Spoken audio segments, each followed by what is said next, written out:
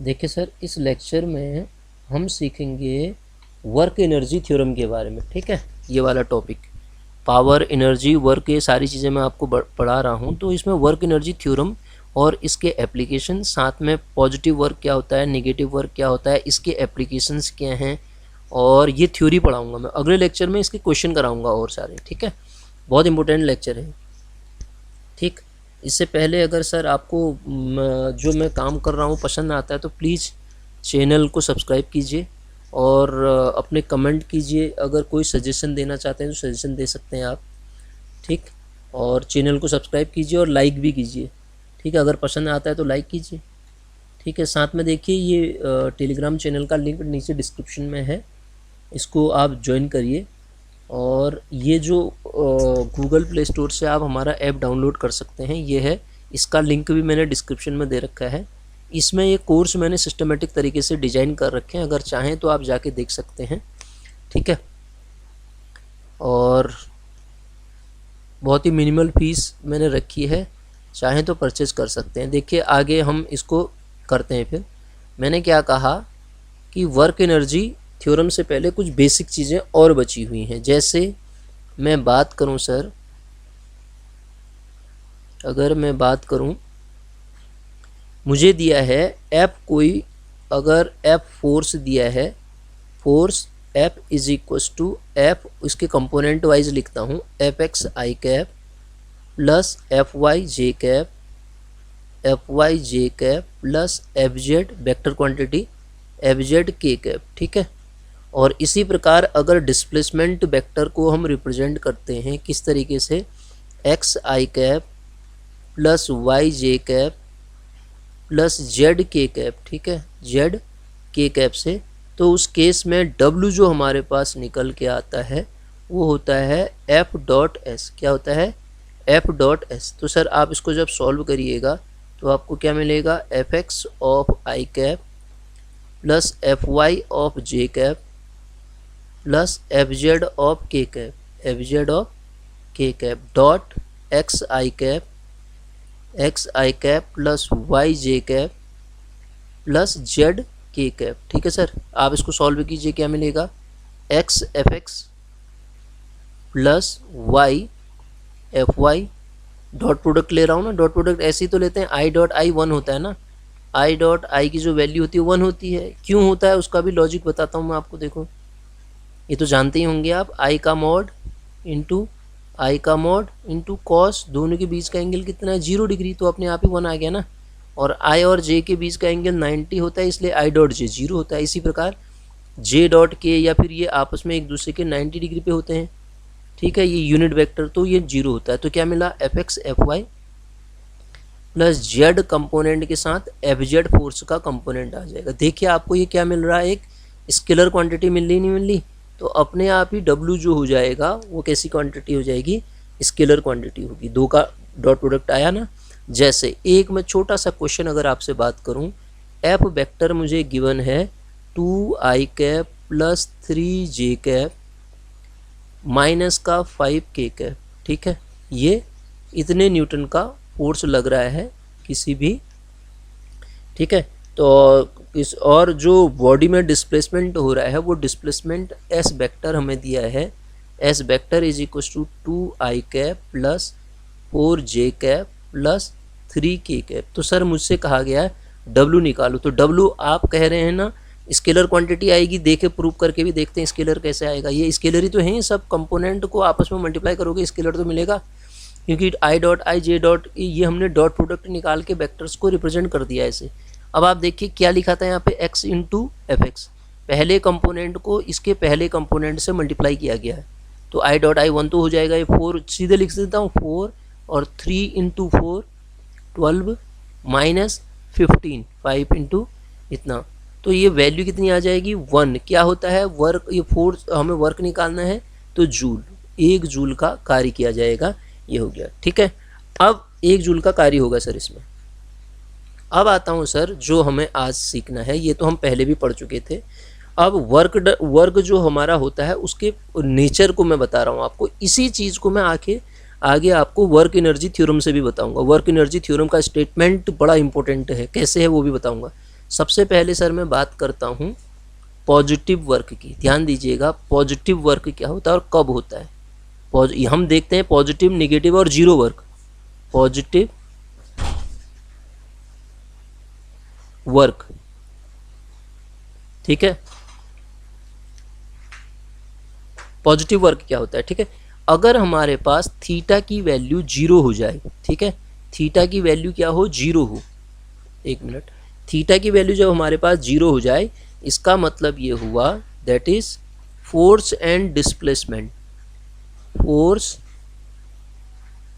Force and displacement, force, ये important result समझा रहा हूँ सर मैं आपको, ध्यान दीजिएगा, force and displacement,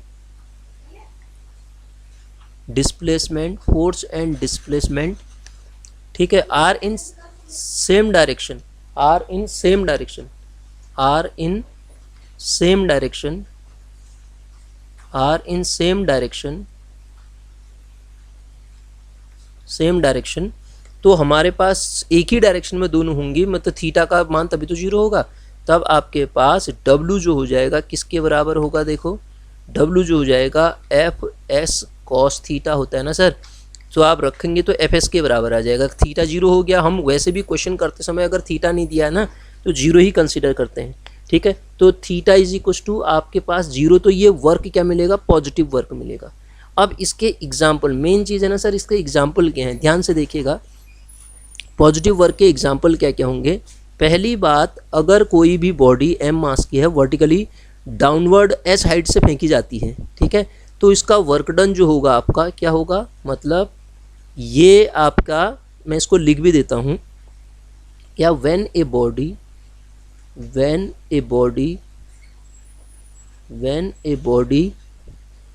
of mass m, when a body of mass m falls vertically लिखे हैं, vertically downward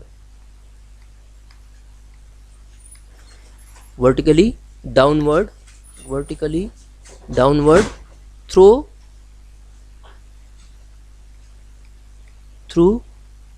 a height h under gravity, ठीक है, अंडर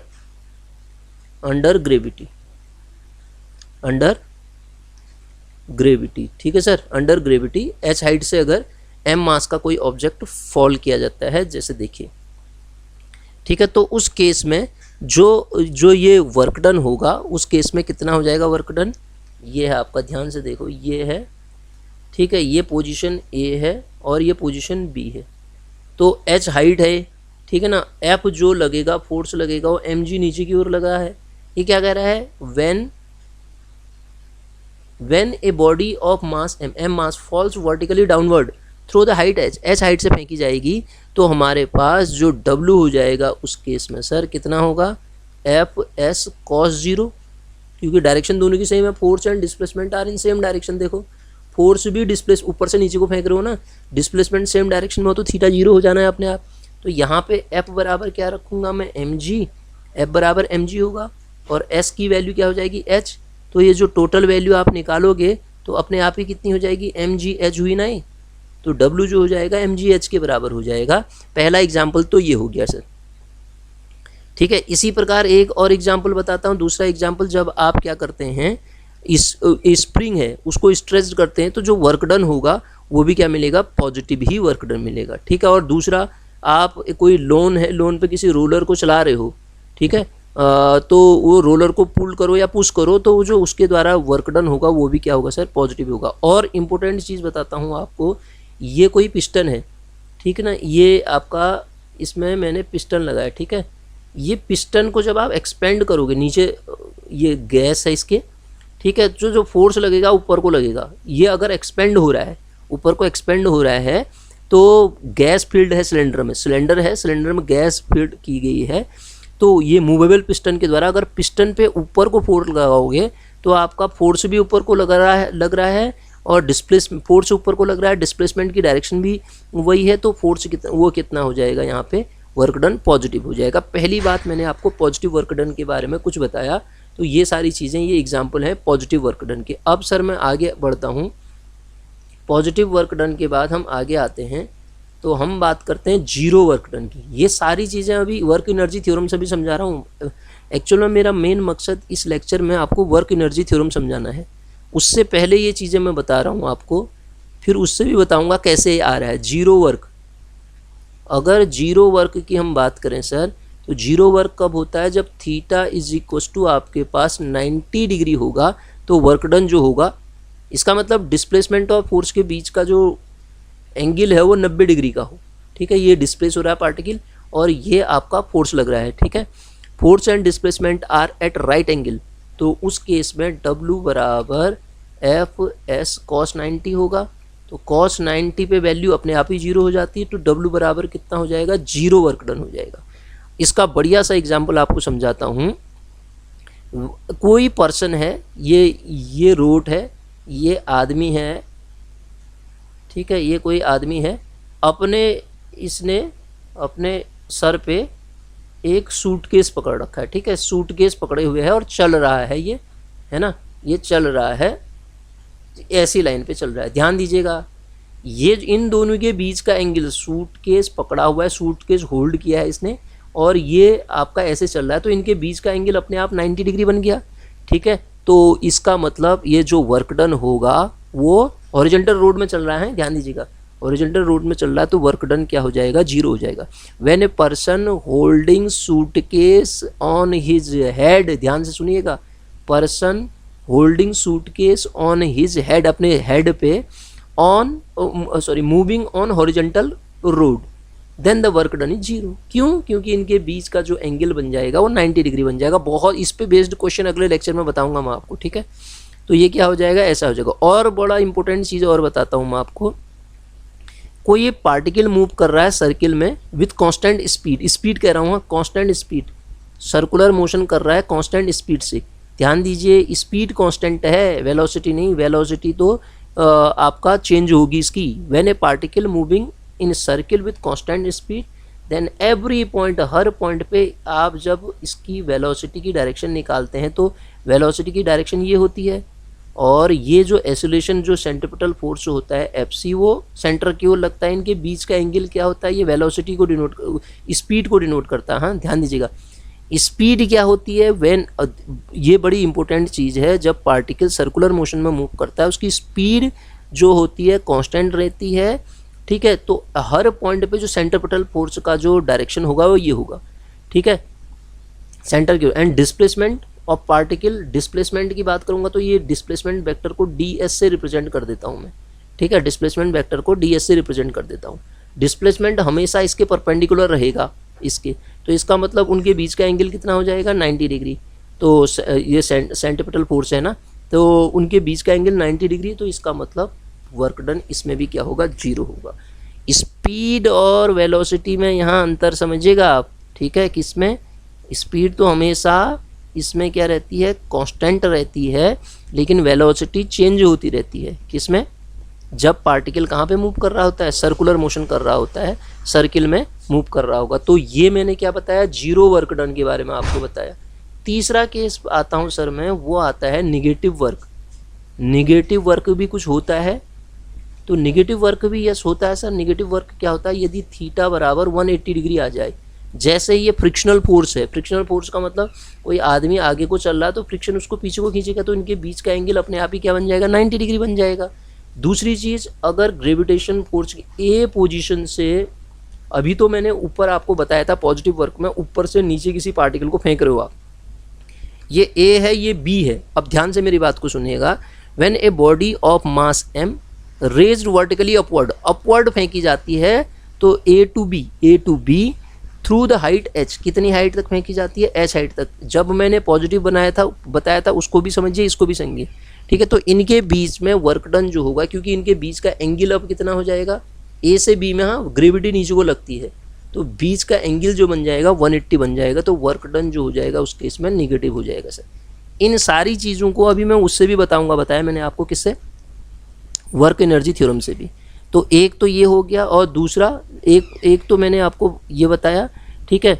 और उसके बाद दूसरी चीज़ क्या बताया ये बात, और इसमें दूसरा क्या है, फ्रिक्शन फोर्स है ना। फ्रिक्शन फोर्स भी क्या होता है आपका, अपोजिट डायरेक्शन में लगेगा, वो भी क्या होगा, निगेटिव होगा। तो तीन चीज़ों के बारे में सर हमने यहाँ पर डिस्कस किया, एक तो जीरो वर्क, एक आपका निगेटिव वर्क, और एक पॉजिटिव वर्क के बारे में डिस्कस किया। अब ज़रा आगे बढ़ता हूँ मैं, ध्यान दीजिएगा। अगर आगे की बात की जाए तो कुछ स्टेटमेंट मैं यहाँ पे लिख रहा हूँ, गौर से सुनिएगा। W बराबर हमने क्या पढ़ा सर, F डॉट एस पढ़ा, और ये क्या होता है sir, F S cos theta होता है। क्या होता है, एफ एस कॉस थीटा होता है। दूसरी चीज़, W को हमने इसी F डॉट एस को जब डिनोट किया था तो हमारे पास वैल्यू कितनी आई थी, f x into x plus y into f y plus z into f z, यही तो पढ़ा, जेड इंटू एफ जेड कैसे निकला था स्टार्टिंग में, सबसे पहले मैंने आपको यही पढ़ाया। तीसरी चीज़ में हमने work is set to be, work is set to be, work is set to be positive, to be positive, कब सर, पॉजिटिव इफ थीटा बराबर 0। Second, work is negative, work is set to be negative, कब work negative होगा sir, जब theta 180 होगा। तीसरा case क्या होगा sir, work set to be 0, work is set to be 0 कब, जब theta is equal to 90 degree होगा। ये तीनों के बारे में समझा था हमने, थीटा इज इक्वल टू 90 होगा। अगली चीज़, no work is done, no work is done, no work is done if, कब sir, if applied force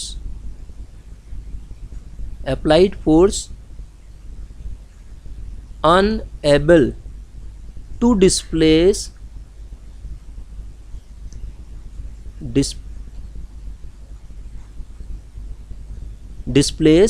the body, जैसे the body, जैसे आप ये दीवार है, इस पे लगाओ फोर्स, तो जब आपने फोर्स लगाया तो इसको डिस्प्लेस आप कर ही नहीं पाओगे, तो वर्क डन इस केस में भी क्या हो गया, 0 हो गया सर। ठीक है, कोई वर्क डन नहीं होगा।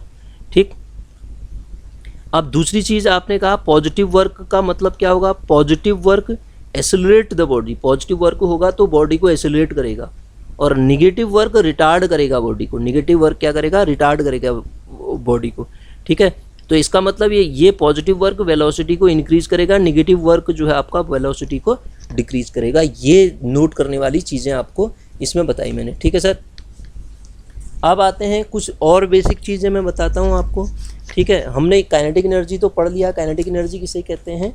अब उसके बाद काइनेटिक एनर्जी के बाद हम पढ़ते हैं कुछ डायमेंशन इसकी। ठीक है, डायमेंशन का मतलब ये हुआ, मैं आपको ये समझाना चाह रहा हूँ कि जो ये फोर्स और ये सारी चीज़ें आपने पढ़ी ना, तो उनमें कुछ यूनिटें हमने पहले भी पढ़ी थी, ज़रा सा मैं आपको उसी को डिस्कस करने की कोशिश करता हूँ। और क्या, देखिए पहली बात, हमारे पास W बराबर सर एफ एस होता है, W बराबर एफ एस होता है। यदि F बराबर 1 एंड S बराबर 1 रखें तो W बराबर 1 हो जाएगा। मतलब क्या हुआ सर इसका मतलब यही हुआ, द यूनिट वर्क, इसका मतलब हुआ unit work is said to be done, मतलब किया गया कार्य 1 यूनिट होगा। कब, इफ क्या, यूनिट क्या लिखा है, unit force displace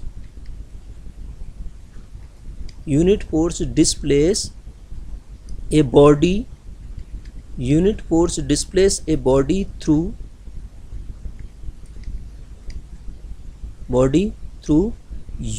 unit distance, यही तो, फोर्स यूनिट डिस्टेंस पे डिस्प्लेस कर दे रहा है बॉडी को, तो किया गया कार्य क्या होगा, यूनिट होगा, 1 यूनिट का होगा। ठीक है, तो अब इसकी मेन चीज़ ये कि क्यों पढ़ाया मैंने आपको, यूनिट बताने के लिए बताया। W की यूनिट जब आप निकालते हैं तो W की यूनिट, ग्रेविटेशनल यूनिट को अगर मैं W की निकालता हूँ तो ग्रेविटेशनल एब्सोल्यूट यूनिट भी निकालते हैं, इसकी एब्सोल्यूट यूनिट निकालते हैं और ग्रेविटेशनल यूनिट निकालते हैं, ठीक है, ग्रेविटेशनल यूनिट।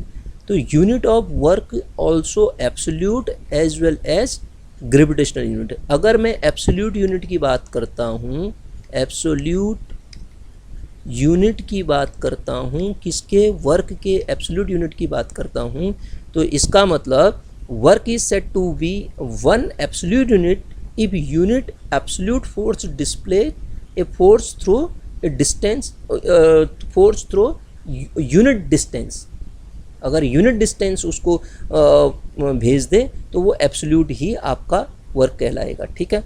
अब इसके अंदर एब्सोल्यूट यूनिट के अंदर पहली यूनिट जो आती है CGS यूनिट आती है, वो क्या होती है, W बराबर FS आपको पता है। तो CGS यूनिट क्या होती है, मैंने पढ़ा रखा आपको, अर्ग। एब्सोल्यूट के अंदर बता रहा हूँ, मैं यूनिट की बात कर रहा हूँ। एब्सोल्यूट एक अर्ग कितना होगा, 1 dyne into 1 centimetre, this is known as erg. इसे क्या कहेंगे, अर्ग कहेंगे। दूसरी एब्सोल्यूट यूनिट के अंदर दूसरी क्या आती है सर, SI यूनिट होती है, और SI यूनिट क्या लिखूंगा मैं, 1 जूल लिखूंगा। 1 जूल क्या होगी sir, 1 newton into 1 metre. Force क्या है, यूनिट फोर्स क्या है, ये मैं ऊपर समझा चुका हूँ आपको। यूनिट वर्क क्या है, मैं ऊपर समझा चुका हूँ। यहाँ से एब्सोल्यूट यूनिट आपने ये निकाल ली, वर्क की एब्सोल्यूट यूनिट कितनी है, जूल भी है और अर्ग भी है। अब रिलेशन क्या होता है इन दोनों में, वो चीज़ भी इम्पोर्टेंट है, आगे हम क्वेश्चन बनाएंगे, हाँ इसके ध्यान दीजिएगा। 1 joule is equal to 1 newton into 1 metre होता है सर। 1 न्यूटन का मतलब 10 टू दी पावर 5 डाइन होता है, into 10 to the power 2 centimetre होता है। मैंने कन्वर्ट कर दिया इसको, तो 10 to the power 7 dyne centimetre, ये क्या हो जाएगा आपका, 1 जूल की वैल्यू हो जाएगी। इसका मतलब यही 10 टू दी पावर, ये डाइन सेंटीमीटर है ना, इसी को क्या कह देते हैं, एक जूल की जो वैल्यू आ गई 10 to the power 7 dyne centimetre को दूसरा नाम क्या कहते हैं, अर्ग कहते हैं। ऊपर लिखा तो है देखो, ठीक है, क्या कहते हैं, अर्ग कहते हैं इसको, अर्ग। डाइन सेंटीमीटर को क्या कहते हैं, अर्ग कहते हैं।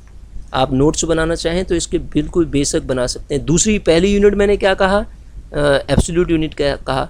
दूसरा मैं आपको ग्रेविटेशनल यूनिट की बात करता हूँ, इसकी ग्रेविटेशनल यूनिट की मैं बात करता हूँ।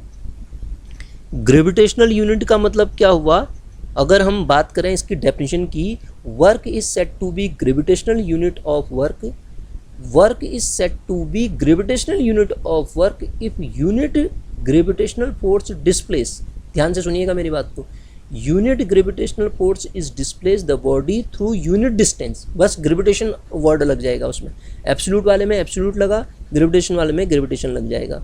तो इसके अंदर पहली ग्रेविटेशनल के अंदर भी CGS सिस्टम में अगर यूनिट की बात करूँगा तो 1 ग्राम सेंटीमीटर जो होगा सर, 1 ग्राम वेट, WT लिखा है ना, इंटू 1 सेंटीमीटर, तो दिस इज इक्वल टू कितना होता है, 981 डाइन इंटू 1 सेंटीमीटर। तो इसका मतलब सर ये कितना हो गया, 1 ग्राम सेंटीमीटर की जो वैल्यू होती है, 1 ग्राम सेंटीमीटर की जो वैल्यू होती है, इसको ऐसे नोट करते हैं, 1 ग्राम सेंटीमीटर बराबर 981 क्या, अर्ग।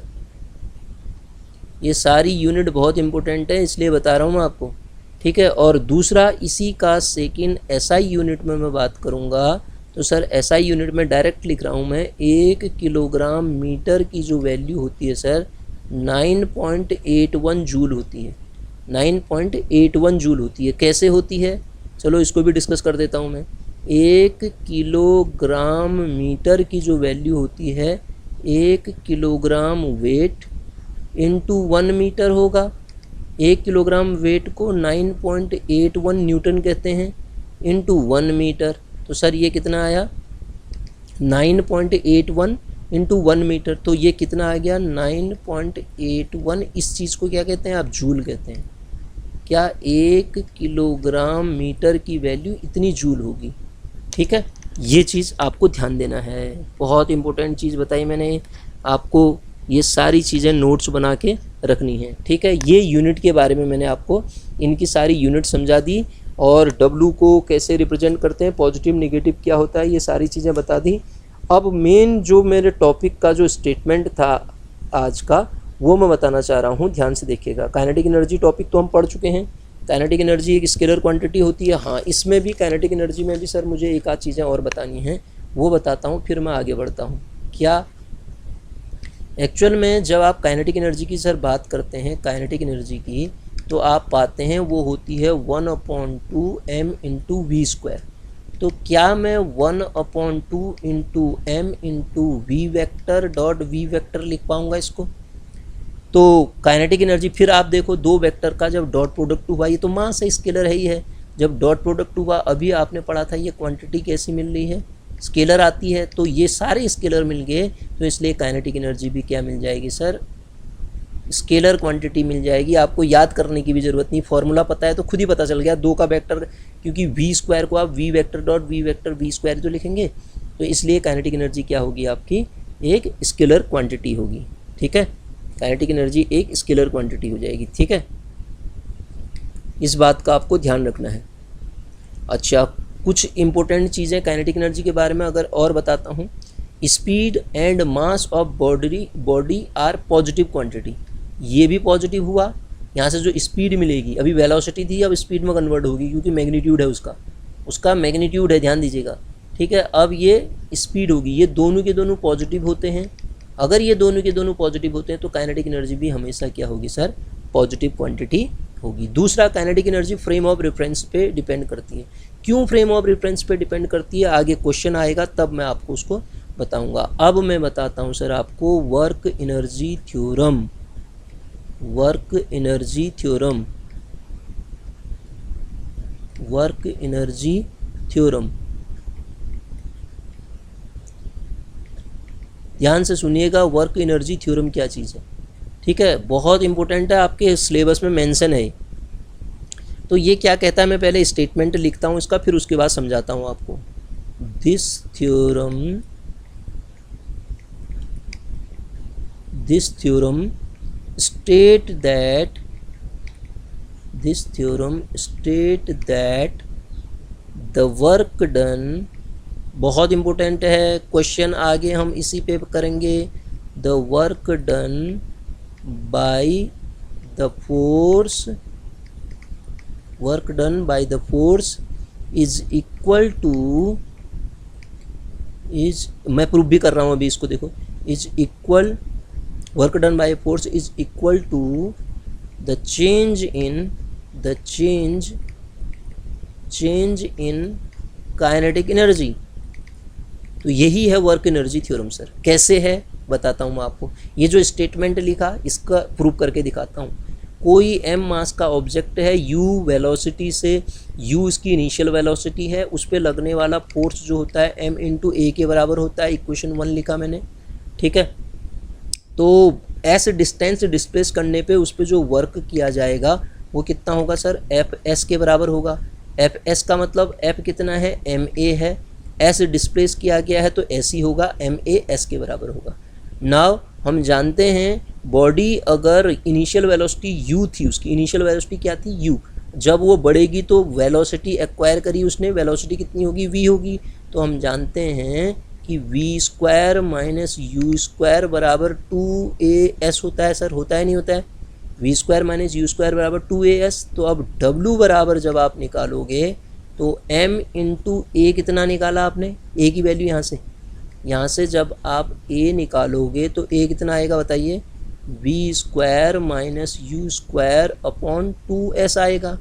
ठीक है, तो अब जब आप इसको सॉल्व करोगे तो w की जो वैल्यू मिलेगी कितनी आएगी, m है mass into v square minus u square upon 2s गुणा यहाँ पे s आएगा। ठीक है, ये s है ना, एम ए एस होता है ना, एम ई हो गया, एस से एस कैंसिल, तो सर कितना आया ये, W की जो वैल्यू आई, बताइए W की जो वैल्यू आई mv²/2 माइनस mu²/2। अब आप बताओ ये काइनेटिक एनर्जी फाइनल है, ये काइनेटिक एनर्जी इनिशियल है, तो W कार्य किसके बराबर हो गया बताओ तो, फाइनल काइनेटिक एनर्जी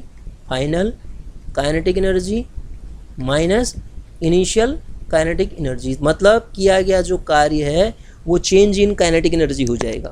W बराबर चेंज इन काइनेटिक एनर्जी, तो इसी चीज़ को मैं क्या लिखूंगा सर, W बराबर चेंज इन, चेंज को डेल्टा से नोट करते हैं, चेंज इन काइनेटिक एनर्जी। तो आप ध्यान दीजिएगा वर्क एनर्जी थ्योरम एक ही लाइन की है, जो किया गया कार्य होगा वो काइनेटिक एनर्जी चेंज में कन्वर्ट हो जाएगा, change in kinetic energy.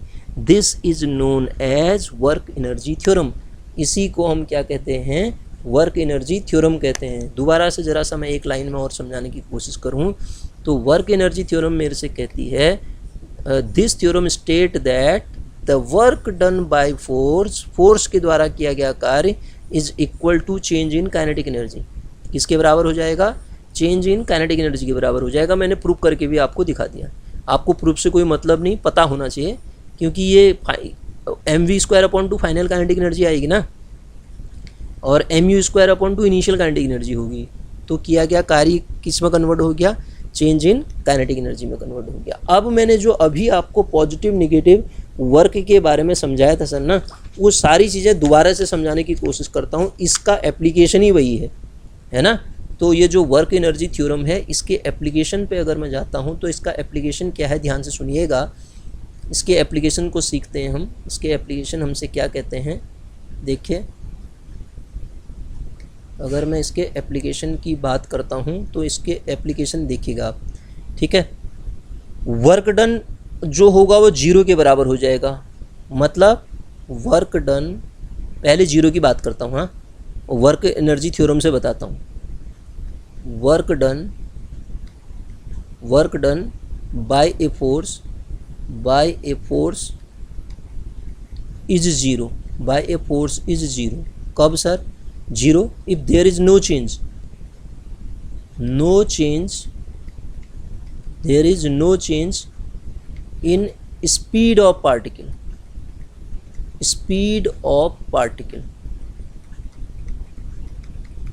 Particle की स्पीड में कोई चेंज ना हो। मतलब W बराबर होता क्या है, अभी मैंने बताया आपको 1/2 mv² minus 1/2 m into u² होता है। तो आप सर जब कोई चेंज नहीं होगा तो जो स्पीड है इनिशियल और फाइनल क्या होगी, u बराबर v होगी।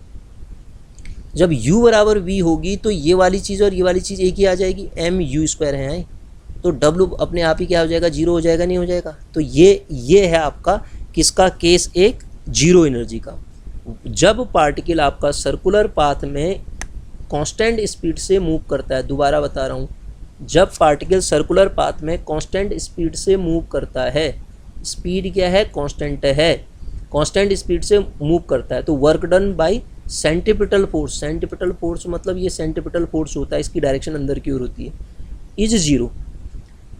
क्यों, क्योंकि काइनेटिक एनर्जी में कोई चेंज नहीं हो रहा पार्टिकल की, ठीक है। वर्क एनर्जी थ्योरम यही कहती है, वर्क डन 0, क्यों, क्योंकि काइनेटिक एनर्जी में कोई चेंज नहीं होगा। काइनेटिक एनर्जी में चेंज क्यों नहीं होगा, स्पीड क्या है, यूनिफॉर्म है, इसलिए काइनेटिक एनर्जी में चेंज नहीं होगा। सेकेंड केस इसका, work done is negative, negative work done की अगर बात करूं, W नेगेटिव, तो कब W नेगेटिव होगा, सिंस W बराबर क्या होता है, 1/2 mv² माइनस 1/2 mu² होता है। तो सर ध्यान दीजिएगा, 1/2 mv² जब लेस देन 1/2 mu² होगा तो W निगेटिव होगा। मतलब ये वाली वैल्यू जब बड़ी हो जाएगी, कौन सी वाली वैल्यू, ये वाली वैल्यू बड़ी होगी तो ये निगेटिव वाला बड़ा है। जब इन दोनों को सॉल्व करोगे तो अपने आप ही क्वांटिटी निगेटिव आ जाएगी ना, तो W क्या हो जाएगा उसमें, W is negative, W is negative मतलब लेस देन 0। जब पार्टिकल आपका अपवर्ड आप प्रोजेक्ट कर रहे थे, ठीक है, work done by gravitational force is negative, यही तो पढ़ाया था मैंने अभी आपको, है ना। पार्टिकल को ऊपर को फेंक रहे थे तो होगा क्या, जब पार्टिकल को ऊपर को फेंकोगी यहाँ स्पीड ज़्यादा होगी, स्पीड घटेगी। जब स्पीड घटेगी तो फाइनल की स्पीड उसकी क्या हो जाएगी, पहले स्पीड ज़्यादा थी, आप लॉजिकली सोचो ना, पहले स्पीड ज़्यादा थी, जब यहाँ पे पहुँचा ऊपर को फेंक रहे थे आप, ऊपर यहाँ पे पहुँचा तो स्पीड कम होगी, मतलब फाइनल वाली कम होगी, mv² कम होगी, mu² ज़्यादा आ गई, तो अपने आप ये क्या हो जाएगा, निगेटिव हो जाएगा। इसका मतलब इसका एग्जाम्पल ये सेटिस्फाई करता है कि जब आप पार्टिकल m मास के पार्टिकल को ऊपर को प्रोजेक्ट करते हो ड्यू टू ग्रेविटी, तो उसका वर्क डन अपने आप ही निगेटिव आ जाएगा। ये दूसरा एप्लीकेशन है किसका, वर्क एनर्जी थ्योरम का। तीसरा पॉजिटिव वर्क की अगर मैं बात करता हूँ तो सर इस केस में W बराबर आप जानते हैं 1/2 mv² माइनस 1/2 mu² में। इसका कहने का मतलब 1/2 mv² जब बड़ा होगा 1/2 mu² से। समझ रहे हो कैसे, अगर पहली वाली क्वांटिटी बड़ी होगी, ये 2 है ये 1 है, सॉल्व करके मान लेता हूँ, तो आंसर पॉजिटिव तो आएगा। ठीक है, ये वाली बड़ी होगी तो ये वाली छोटी होगी, तो W क्या आएगा, पॉजिटिव आएगा। तो ऐसा केस कब होगा, W पॉजिटिव का मतलब जब पार्टिकल आपने ड्रॉप किया ऊपर से बिल्डिंग से ड्रॉप किया नीचे को, बिल्डिंग से जब ड्रॉप करोगे तो work done by gravitational force is positive, तब क्या हो जाएगा, पॉजिटिव हो जाएगा। ठीक है, समझ रहे हैं आप। स्पीड क्योंकि इंक्रीज हो जाएगी, अब स्पीड इंक्रीज होगी तो फाइनल स्पीड बढ़ेगी, ये वाली बढ़ेगी, ये वाली बढ़ने का मतलब ये कम थी, तो अपने आप ही क्या आ जाएगा, पॉजिटिव आ जाएगा। इसे कहते हैं positive work done. Therefore the work done by gravitational force is positive. Gravitational force के द्वारा किया गया वर्क डन पॉजिटिव होगा। ग्रेविटेशनल का मतलब ऊपर से नीचे को फेंक रहे हो आप, तो वो क्या आएगा, आपका पॉजिटिव आएगा। ठीक है, अब बड़ी इंपॉर्टेंट चीज़ मैं आपको बता रहा हूँ, क्योंकि हमने पढ़ा था E बराबर, अभी तो बता रहा हूँ 1/2 mv² पढ़ा था ना सर। इसी चीज़ को हम 1/2 m² v² भी कह सकते हैं। और हमने ये पढ़ा है कि ये mv का स्क्वायर हो जाएगा अपॉन नीचे 2m हो जाएगा, तो इसको हम क्या कहते हैं, p मोमेंटम ना, p का स्क्वायर अपॉन क्या हो जाएगा हमारे पास 2m, p² अपॉन 2m। तो सर E बराबर क्या मिला आपको, E बराबर p² अपॉन 2m के बराबर मिल गया। E की जो वैल्यू आ गई p² अपॉन 2m। ठीक है, ठीक। काइनेटिक एनर्जी किससे नोट कर रहा हूँ मैं यहाँ पे, E से नोट कर रहा हूँ। ये रिलेशनशिप भी तो पढ़ा चुका हूँ मैं आपको, नहीं भी पढ़ा रखा है तो दोबारा पढ़ा दिया, देखो। ठीक है, अब इसका एक एप्लीकेशन बता रहा हूँ, ध्यान से सुनो, मैं लिख रहा हूँ यहाँ पे, ए बस एंड ए कार, ए बस एंड ए कार, ठीक है, हैव ए बस and A car have same momentum.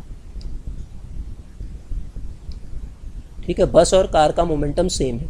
ठीक है, then which of them has greater,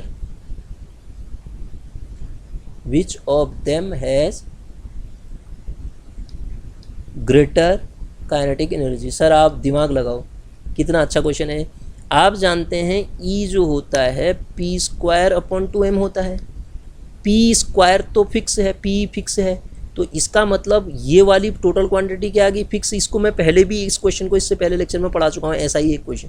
तो E 1/m मतलब m के इन्वर्सली प्रोपोर्शनल है, जिसका मास कम उसके लिए काइनेटिक एनर्जी ज़्यादा। तो मास कम किसका होगा, कार का, तो car has greater kinetic energy, car के पास काइनेटिक एनर्जी क्या आ जाएगी, ग्रेटर काइनेटिक एनर्जी हो जाएगी सर। ठीक है, और लास्ट एक रिलेशनशिप और पढ़ा रहा हूँ मैं आपको, वर्क। अभी मैंने काइनेटिक एनर्जी थ्योरम में आपको, वर्क एनर्जी थ्योरम में आपको बताया, work done is equal to change in kinetic energy, change in kinetic energy, यही पढ़ाया। Work done is equal to change in kinetic energy. तो वर्क डन W बराबर था क्या सर, वर्क डन W बराबर 1/2 mv² माइनस 1/2 mu², यही तो पढ़ाया। अब यहाँ पे सिंस वर्क बराबर होता है F गुणा S, तो F गुणा S बराबर क्या मिला मुझे, F गुणा S बराबर 1/2 mv² माइनस 1/2 mu² मिला। तो सर यहाँ से फोर्स की मैं वैल्यू निकालूंगा, तो क्या मैं इसको आज से ये नहीं लिख दूंगा, चेंज इन काइनेटिक एनर्जी मतलब 1/2 mv² माइनस 1/2 mu², ये चेंज इन काइनेटिक एनर्जी तो है, अपॉन क्या हो जाएगा, S हो जाएगा। दिस इज ऑल्सो फोर्स, ये भी क्या हो जाएगा, फोर्स का मतलब क्या हुआ फिर, change in kinetic energy upon S displacement, ये आपका फोर्स भी मिल गया। ठीक है। तो इस लेक्चर में अगर आप इसको ढंग से सुनते हो 2 बार, 1 बार 2 बार जितने भी, और अपने नोट्स बनाते हो, तो मैं समझता हूँ आपको वर्क एनर्जी थ्योरम के बारे में सारी चीज़ें पता चल जाएंगी। मतलब आप वर्क एनर्जी थ्योरम सीख जाओगे। अब वर्क एनर्जी थ्योरम सीख गए तो आगे इसके जितने भी मैं न्यूमेरिकल हैं जब आपको कराऊंगा तो आप उनको भी आसानी से कर लेंगे सर। ठीक है, थैंक यू।